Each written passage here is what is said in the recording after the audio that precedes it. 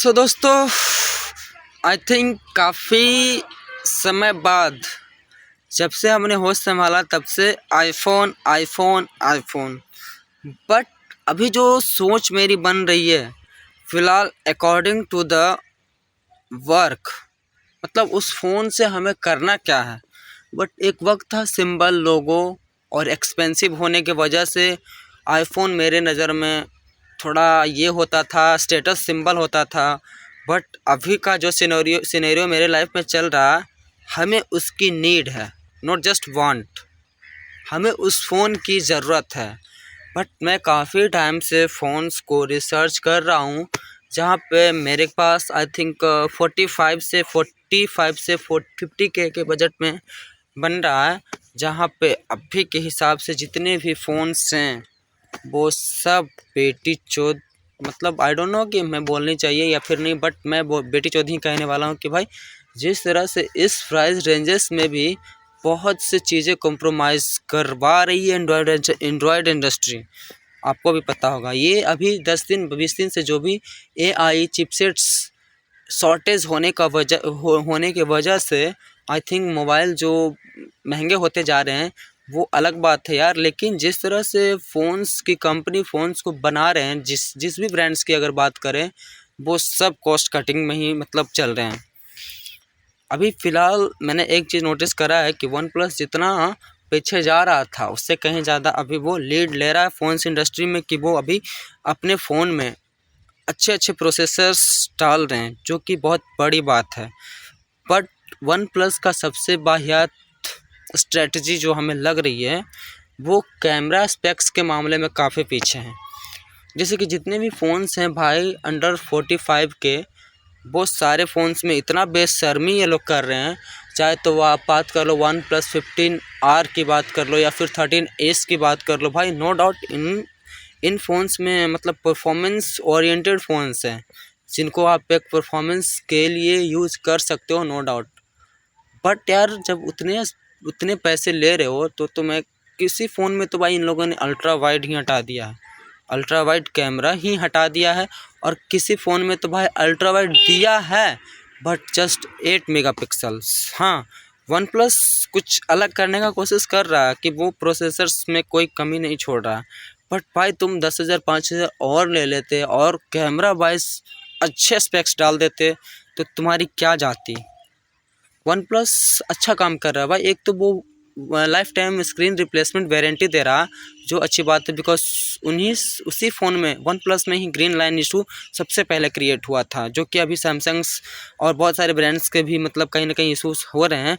But one plus इसमें बहुत माहिर है, इसलिए वन प्लस ने कोई भी फ़ोन लॉन्च करा है तो प्रॉमिस करके ही करा है कि हम आपकी स्क्रीन रिप्लेसमेंट लाइफ टाइम करेंगे अगर ग्रीन लाइन इशू होते हैं तो भाई इस हिसाब से तो कस्टमर्स बेफिक्र है कि चलो भाई वन प्लस का ये सबसे बड़ा पुराना और सबसे बड़ा जटिल समस्या सॉल्व हो गया कि कम से कम इनका फ़ोन्स में ग्रीन लाइन आएंगे तो screen replacement free of cost हो जाएंगे, जो कि अच्छी बात है। बट ये लोग बैटरी और प्रोसेसर के मामले में और फ़ोन्स के हिसाब से काफ़ी अच्छे हैं, बट थोड़ा सा बजट और बढ़ा के 2,000 4,000, हालांकि इनके फ़ोन्स ऑलरेडी एक्सपेंसिव हैं, नो डाउट फ़ोन्स एक्सपेंसिव है। जैसे कि OnePlus 15R 47-48 के अप्रॉक्स मिल रहे हैं, 13S उसी हिसाब से 45 के 46 के में मिल रहे हैं। बट ये लोग कैमरा में काफ़ी कॉम्प्रोमाइज़ कर रहे हैं भाई। ये लोग अल्ट्रा वाइड तक नहीं ढंग के प्रोवाइड करवा पा रहे हैं, और दूसरी बात रही तो भाई टेलीफोटो लेंस तो बात ही मत करो। पर जो भी हो, मैं इन सारे चीज़ों को नज़रअंदाज करते हुए और नज़र में रखते हुए आई डिसाइडेड कि मैं 16 भी नहीं लेने वाला हूँ because of 60 hertz.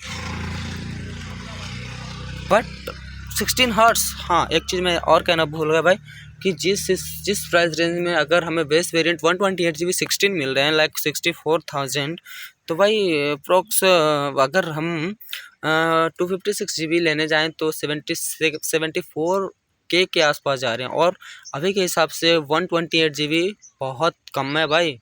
If you are a content creator then बहुत कम है।